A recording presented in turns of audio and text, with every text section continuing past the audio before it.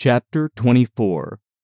At the close of 3 weeks, I was able to quit my chamber and move about the house, and on the first occasion of my sitting up in the evening, I asked Catherine to read to me, because my eyes were weak. We were in the library, the master having gone to bed. She consented rather unwillingly, I fancied, and imagining my sort of books did not suit her, I bid her please herself in the choice of what she perused. She selected one of her own favorites, and got forward steadily about an hour. Then came frequent questions. "Ellen, are not you tired? Hadn't you better lie down now? You'll be sick, keeping up so long, Ellen." No, dear, I'm not tired," I returned continually. Perceiving me immovable, she essayed another method of showing her disrelish for her occupation. It changed to yawning and stretching, and, "Ellen, I'm tired." "Give over then and talk," I answered. That was worse. She fretted and sighed and looked at her watch till 8. And finally went to her room, completely overdone with sleep, judging by her peevish, heavy look and the constant rubbing she inflicted on her eyes. The following night she seemed more impatient still, and on the third from recovering my company she complained of a headache and left me. I thought her conduct odd, and having remained alone a long while, I resolved on going and inquiring whether she were better, and asking her to come and lie on the sofa instead of upstairs in the dark. No Catherine could I discover upstairs, and none below. The servants affirmed that they had not seen her. I listened at Mr. Edgar's door. All was silence. I returned to her apartment, extinguished my candle, and seated myself in the window. The moon shone bright. A sprinkling of snow covered the ground, and I reflected that she might, possibly, have taken it into her head to walk about the garden for refreshment. I did detect a figure creeping along the inner fence of the park, but it was not my young mistress. On its emerging into the light, I recognized one of the grooms. He stood a considerable period, viewing the carriage road through the grounds, then started off at a brisk pace, as if he had detected something, and reappeared presently, leading Mrs. Pony, and there she was, just dismounted, and walking by its side. The man took his charge stealthily across the grass toward the stable. Cathy entered by the casement window of the drawing-room, and glided noiselessly up to where I awaited her. She put the door gently to, slipped off her snowy shoes, untied her hat, and was proceeding, unconscious of my espionage, to lay aside her mantle, when I suddenly rose and revealed myself. The surprise petrified her an instant. She uttered an inarticulate exclamation and stood fixed. "My dear Miss Catherine," I began, too vividly impressed by her recent kindness to break into a scold, "where have you been riding out at this hour? And why should you try to deceive me by telling a tale? Where have you been? Speak." "To the bottom of the park," she stammered. "I didn't tell a tale." "And nowhere else?" I demanded. "No," was the muttered reply. "Oh, Catherine," I cried sorrowfully, "you know you have been doing wrong, or you wouldn't be driven to uttering an untruth to me. That does grieve me. I'd rather be 3 months ill than hear you frame a deliberate lie." She sprang forward and, bursting into tears, threw her arms round my neck. "Well, Ellen, I'm so afraid of you being angry," she said. "Promise not to be angry, and you shall know the very truth. I hate to hide it." We sat down in the window seat. I assured her I would not scold, whatever her secret might be, and I guessed it, of course, so she commenced. "I've been to Wuthering Heights, Ellen, and I've never missed going a day since you fell ill, except thrice before and twice after you left your room. I gave Michael books and pictures to prepare Minnie every evening and to put her back in the stable. You mustn't scold him either, mind. I was at the Heights by 6:30, and generally stayed till 8:30, and then galloped home. It was not to amuse myself that I went. I was often wretched all the time. Now and then I was happy, once in a week perhaps. At first I expected there would be sad work persuading you to let me keep my word to Linton, for I had engaged to call again next day when we quitted him, but as you stayed upstairs on the morrow, I escaped that trouble.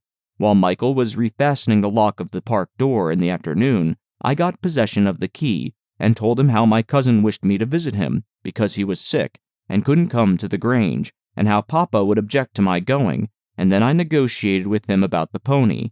He is fond of reading, and he thinks of leaving soon to get married, so he offered, if I would lend him books out of the library, to do what I wished, but I preferred giving him my own, and that satisfied him better.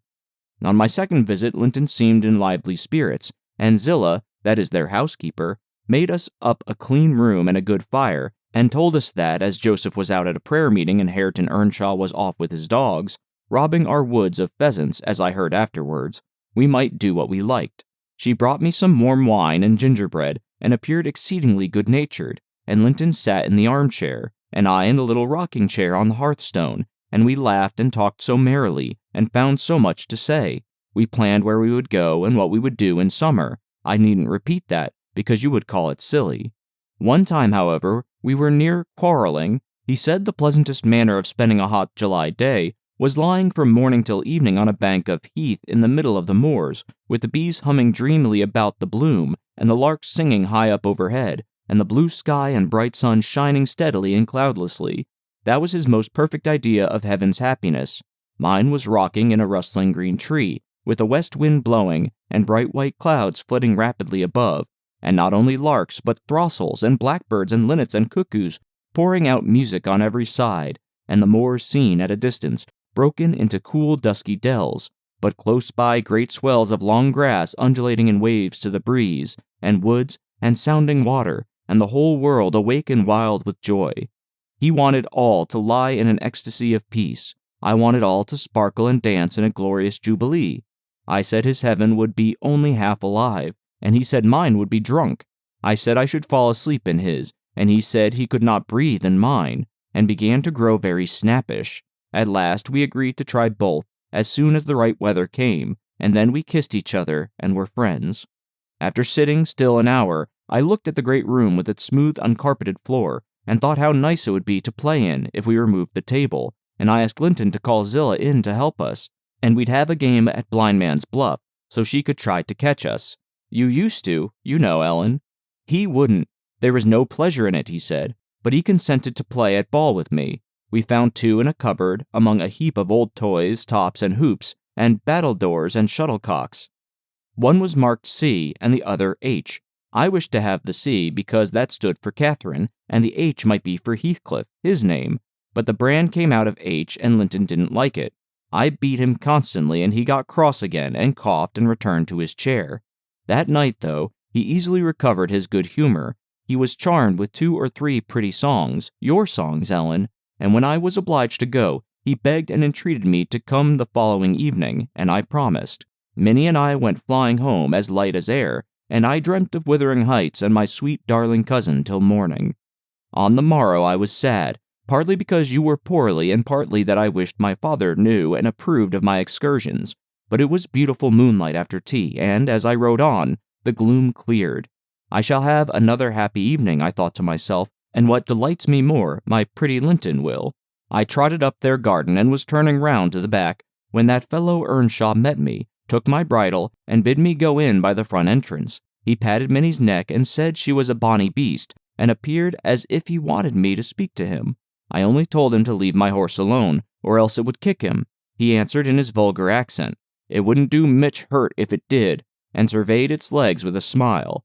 I was half inclined to make it try. However, he moved off to open the door, and, as he raised the latch, he looked up to the inscription above, and said, with a stupid mixture of awkwardness and elation, "Miss Catherine, I can read yon now." "Wonderful," I exclaimed. "Pray, let us hear you. You are grown clever." He spelt and drawled over the syllables the name Hareton Earnshaw. "And the figures?" I cried encouragingly, perceiving that he came to a dead halt. "I cannot tell them yet," he answered. "Oh, you dunce," I said, laughing heartily at his failure. The fool stared, with a grin hovering about his lips and a scowl gathering over his eyes, as if uncertain whether he might not join in my mirth, whether it were not pleasant familiarity, or what it really was, contempt. I settled his doubts by suddenly retrieving my gravity and desiring him to walk away, for I came to see Linton, not him. He reddened, I saw that by the moonlight, dropped his hand from the latch and skulked off, a picture of mortified vanity. He imagined himself to be as accomplished as Linton, I suppose, because he could spell his own name, and was marvelously discomfited that I didn't think the same. "Stop, Miss Catherine, dear," I interrupted. "I shall not scold, but I don't like your conduct there. If you had remembered that Hareton was your cousin as much as Master Heathcliff, you would have felt how improper it was to behave in that way. At least, it was praiseworthy ambition for him to desire to be as accomplished as Linton, and probably he did not learn merely to show off. You had made him ashamed of his ignorance before, I have no doubt, and he wished to remedy it and please you. To sneer at his imperfect attempt was very bad breeding. Had you been brought up in his circumstances, would you be less rude? He was as quick and as intelligent a child as ever you were, and I'm hurt that he should be despised now, because that base Heathcliff has treated him so unjustly. Well, Ellen, you won't cry about it, will you?" she exclaimed, surprised at my earnestness. "But wait, and you shall hear if he conned his ABC to please me, and if it were worth while being civil to the brute." I entered. Linton was lying on the settle, and half got up to welcome me. "I'm ill tonight, Catherine, love," he said, "and you must have all the talk, and let me listen. Come and sit by me. I was sure you wouldn't break your word, and I'll make you promise again before you go." I knew now that I mustn't tease him, as he was ill, and I spoke softly and put no questions and avoided irritating him in any way. I had brought some of my nicest books for him. He asked me to read a little of one, and I was about to comply when Earnshaw burst the door open. Having gathered venom with reflection, he advanced direct to us, seized Linton by the arm, and swung him off the seat. "Get to thy own room," he said in a voice almost inarticulate with passion, and his face looked swelled and furious.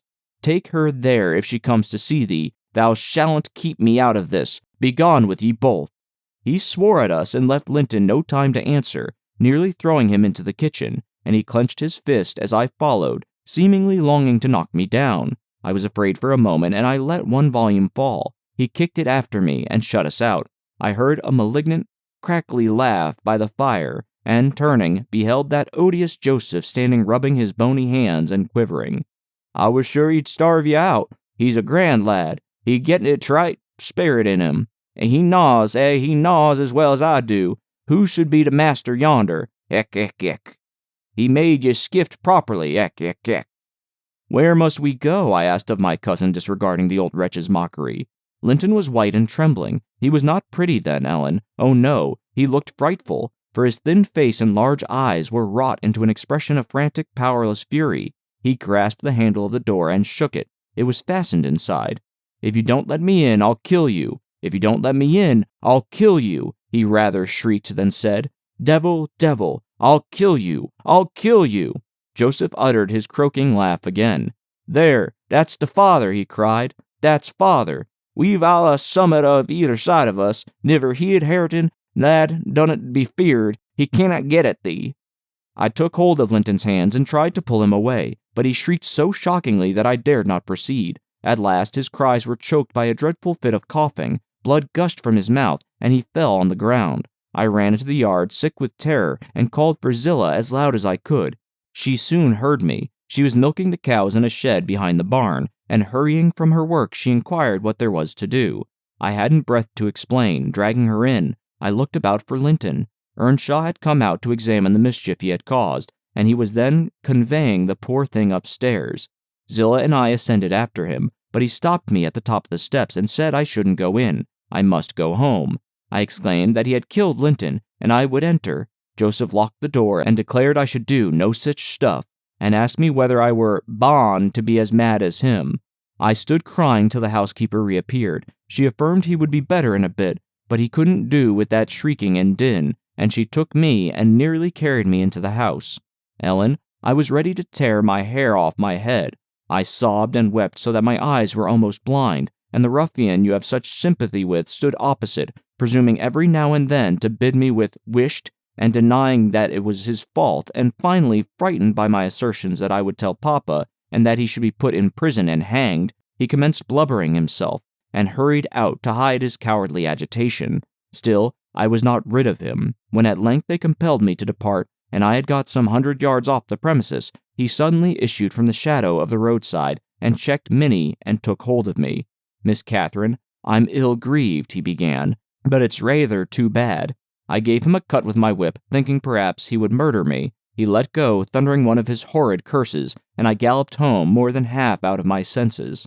I didn't bid you good night that evening, and I didn't go to Wuthering Heights the next. I wished to go exceedingly, but I was strangely excited and dreaded to hear that Linton was dead, sometimes shuddered at the thought of encountering Hareton. On the third day I took courage. At least I couldn't bear longer suspense, and stole off once more. I went at 5 o'clock and walked, fancying I might manage to creep into the house and up to Linton's room unobserved. However, the dogs gave notice of my approach. Zillah received me, and saying the lad was mending nicely, showed me into a small, tidy, carpeted apartment where, to my inexpressible joy, I beheld Linton laid on a little sofa, reading one of my books. But he would neither speak to me nor look at me through a whole hour, Ellen. He has such an unhappy temper, and what quite confounded me, when he did open his mouth, it was to utter the falsehood that I had occasioned the uproar, and Hareton was not to blame. Unable to reply except passionately, I got up and walked from the room. He sent after me a faint "Catherine." He did not reckon on being answered so, but I wouldn't turn back, and the morrow was the second day on which I stayed at home, nearly determined to visit him no more. But it was so miserable going to bed and getting up, and never hearing anything about him, that my resolution melted into air before it was properly formed. It had appeared wrong to take the journey once. Now it seemed wrong to refrain. Michael came to ask if he must saddle Minnie. I said yes, and considered myself doing a duty as she bore me over the hills. I was forced to pass the front windows to get to the court. It was no use trying to conceal my presence. "Young master is in the house," said Zillah, as she saw me making for the parlor. I went in. Earnshaw was there also, but he quitted the room directly. Linton sat in the great armchair, half asleep. Walking up to the fire, I began in a serious tone, partly meaning it to be true.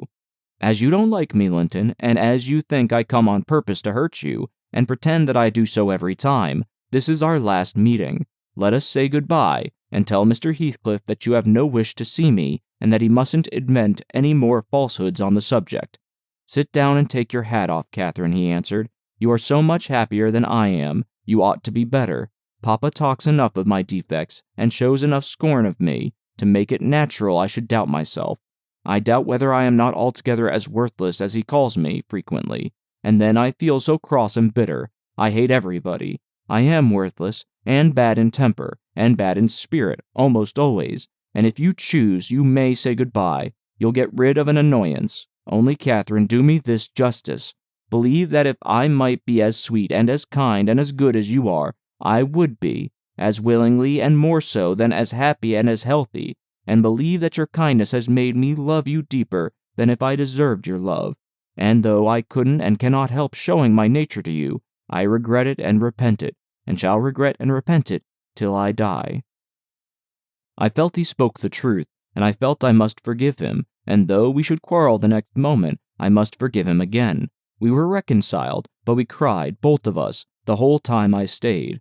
Not entirely for sorrow, yet I was sorry Linton had that distorted nature. He'll never let his friends be at ease, and he'll never be at ease himself. I have always gone to his little parlor since that night, because his father returned the day after. About 3 times, I think, we have been merry and hopeful, as we were the first evening. The rest of my visits were dreary and troubled, now with his selfishness and spite, and now with his sufferings, but I've learned to endure the former with nearly as little resentment as the latter. Mr. Heathcliff purposefully avoids me. I've hardly seen him at all. Last Sunday, indeed, coming earlier than usual, I heard him abusing poor Linton cruelly for his conduct of the night before. I can't tell how he knew of it unless he listened.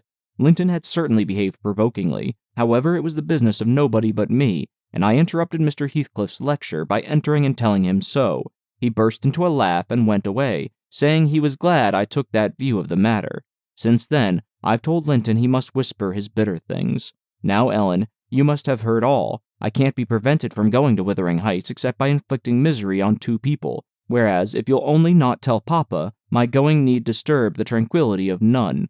You'll not tell, will you? It will be very heartless if you do. I'll make up my mind on that point tomorrow, Miss Catherine, I replied. It requires some study, and so I'll leave you to your rest and go think it over. I thought it over aloud in my master's presence, walking straight from her room to his, and relating the whole story, with the exception of her conversations with her cousin and any mention of Hareton. Mr. Linton was alarmed and distressed, more than he would acknowledge to me. In the morning, Catherine learnt my betrayal of her confidence, and she learnt also that her secret visits were to end. In vain she wept and writhed against the interdict, and implored her father to have pity on Linton. All she got to comfort her was a promise that he would write and give him leave to come to the Grange when he pleased, but explaining that he must no longer expect to see Catherine at Wuthering Heights. Perhaps, had he been aware of his nephew's disposition and state of health, he would have had seen fit to withhold even that slight consolation.